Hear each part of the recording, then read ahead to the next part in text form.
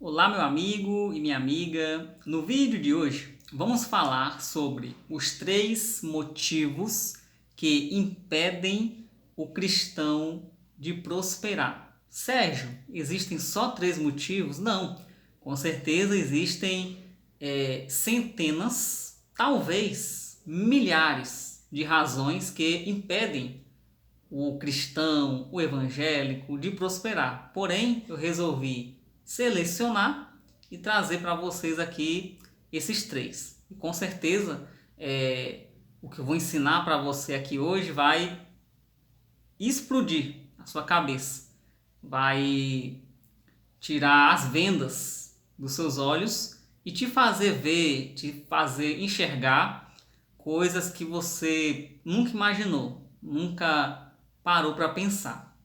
O primeiro motivo é crença, isso mesmo.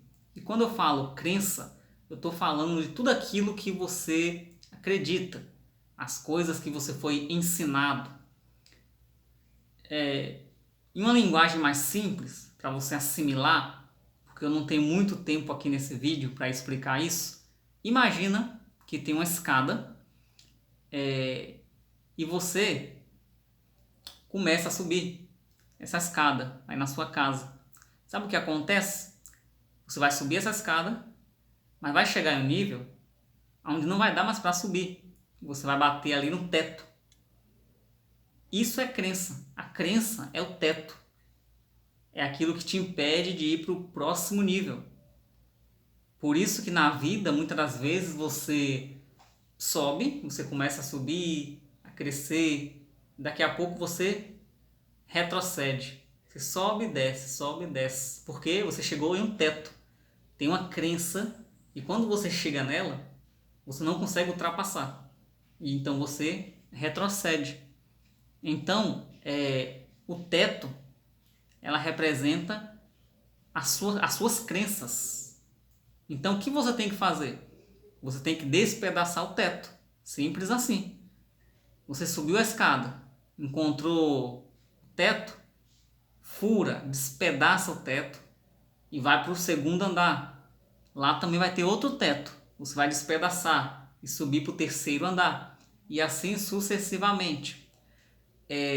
A maioria dos evangélicos no Brasil, eles seguem uma linha teológica católica, que é a linha do... vou lembrar daqui a alguns segundos. Ah, lembrei. A linha franciscana. A maioria dos evangélicos aqui no Brasil, eles seguem a linha teológica católica, a linha franciscana. Ou seja, se você é evangélico e você acredita que ser rico é pecado, que para agradar a Deus você tem que ser pobre, você tem que sofrer, se você tiver dinheiro você não entra no céu, ou algo do tipo, se você tem essa crença, então você, sem saber, está seguindo uma teologia católica, a teologia franciscana, que fala sobre voto de pobreza e sobre cultuar a pobreza. Não existe relação nenhuma entre Deus e pobreza. Até porque a palavra fala que no céu terão ruas de ouro e muros de cristais. Então não existe essa relação. Então essa crença negativa de que ser rico é pecado, o dinheiro é raiz de todos os males, a palavra não fala isso. A palavra fala que o amor ao dinheiro é a raiz de todos os males e não o dinheiro. Então todas essas crenças são lixos mentais que jogaram aí na sua cabeça. Eu sou cristão e há anos atrás, nos meus primeiros anos ali de convertido, eu acreditava que ser rico era pecado. Eu não falava isso, mas inconscientemente eu pensava, não, eu tenho que me contentar com o dinheiro que eu tenho, não posso querer almejar algo a mais para não desagradar a Deus, porque rico não vai para o céu e eu quero para o céu, então eu não posso ser rico. Então eu tenho que excluir a riqueza da minha vida. Inconscientemente você começa a se sabotar. Essa é a primeira razão. O primeiro motivo. O segundo motivo é a fé sem obras, ou seja, falta de ação. A fé sem obras, a palavra fala lá em Tiago, que ela é morta, ela não tem efeito nenhum. Não adianta você falar que tem fé, eu tenho fé que eu vou ficar rico, eu acredito que eu vou ficar rico, eu vou ficar milionário, eu vou abrir empresas, negócios, ok, você tem fé, entre aspas, mas que movimentos você está fazendo em direção a essa riqueza, em direção a esse futuro, a esse destino? Porque se você não está fazendo nada, como a maioria dos evangélicos não fazem, então não vai acontecer nada na sua vida. Essa sua fé é morta. É a mesma coisa de se ajoelhar no chão e começar a orar, dizendo: Deus, manda frutos, manda frutos, manda frutos. Sabe o que vai acontecer? Nada. Porque você não plantou a semente. Você não plantou a semente, não regou, não cuidou dela, não esperou tempo passar. Então você não vai colher nada. Para você colher, você tem que plantar. Você tem que agir. A maioria dos cristãos, eles pensam que tudo vai cair do céu. Realmente, Deus lá no deserto mandou o pão do céu. Mas só conseguiu acessar isso quem saiu da tenda. Veja que doideira. Deus poderia ter feito o pão aparecer na tenda de cada um. Não. Deus fez pão cair do céu. Mas para os israelitas acessarem o pão, usufruírem, eles tiveram que sair da tenda e ir lá pegar o pão. Tem que ter ação. Tem que ter ação. Até nessa história que eu contei aqui, que é um extremo, onde Deus literalmente mandou do céu ali, mas precisou ter uma ação. E a maioria dos cristãos não agem. E sabe por que não agem? Aí entra o que eu acabei de falar, que foi a razão número 1, crença. A maioria dos cristãos não agem, não dão passos em direção à riqueza por conta das crenças. A maldita crenças, porque são muitas, impedem ele de avançar rumo à prosperidade. E, por último, mas não menos importante, a terceira razão é: a maioria dos cristãos, eles não cumprem princípios. Isso mesmo. Muitas das vezes o cristão, ele olha para o ímpio no mundo e ele não entende. Mas por quê?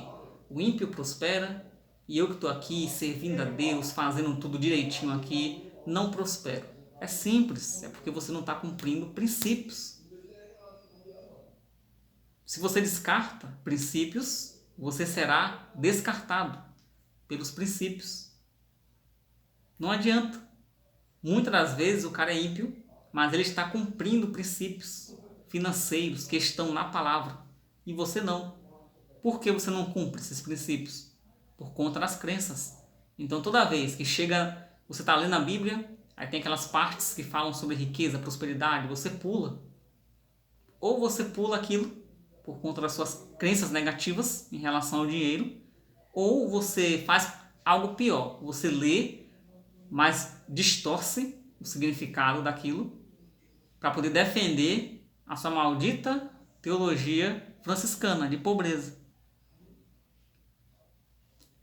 Ah, Sérgio, mas eu sou cristão e eu dou o dízimo. Isso não significa nada. Mas o dízimo não é um princípio? Você está correto. O dízimo veio antes da lei. É um princípio. Mas o dízimo é um princípio bíblico para a prosperidade. É um princípio no meio de centenas. Existem centenas de princípios financeiros. O dízimo é apenas um. Eu vou dar aqui um exemplo para ficar mais fácil você entender. Imagina que a sua vida financeira é uma canoa. O dízimo, ele é apenas um remo. Você consegue com um remo levar a canoa adiante? Não, você não vai sair do lugar. Você vai andar em círculos com a canoa. Só um remo não adianta. Você precisa de 2 remos. E esse outro remo nada mais é do que a mordomia. Mas o que é isso, Sérgio? Mordomia é um princípio. Tá lá. É só você ler a Bíblia. A história dos talentos. Esse princípio consiste no seguinte: nada que nós temos é nosso. Tudo é de Deus. Nós temos que administrar da melhor maneira possível, porque um dia o nosso Senhor, ele vai voltar e vamos ter que prestar contas. Nós somos apenas mordomos de todo o nosso recurso financeiro. Tudo é do nosso Senhor, pertence a Ele. Nós apenas administramos. Por isso, o nome do princípio é princípio da mordomia, porque somos mordomos. Então, não adianta você aplicar o princípio do dízimo se você não aplicar o princípio da mordomia, ou seja, administração, administrar o dinheiro da forma correta. Não adianta, não vai para frente. Você precisa pegar o remo do dízimo e o remo da mordomia, da administração. Aí sim, a sua canoa, que é a sua vida financeira, ela vai começar a andar, começar a deslanchar. Uma vez eu escutei uma frase e eu quero terminar esse vídeo com essa frase. A frase de um pastor em um seminário de finanças, e ele disse o seguinte: é muito fácil dar o dízimo. O dízimo é só 10%. É fácil demais dar 10%. Difícil é saber administrar os 90%. E aí que a maioria dos cristãos se perdem. Eles dão o dízimo, 10%, mesmo assim não prosperam, porque não sabem administrar os 90%.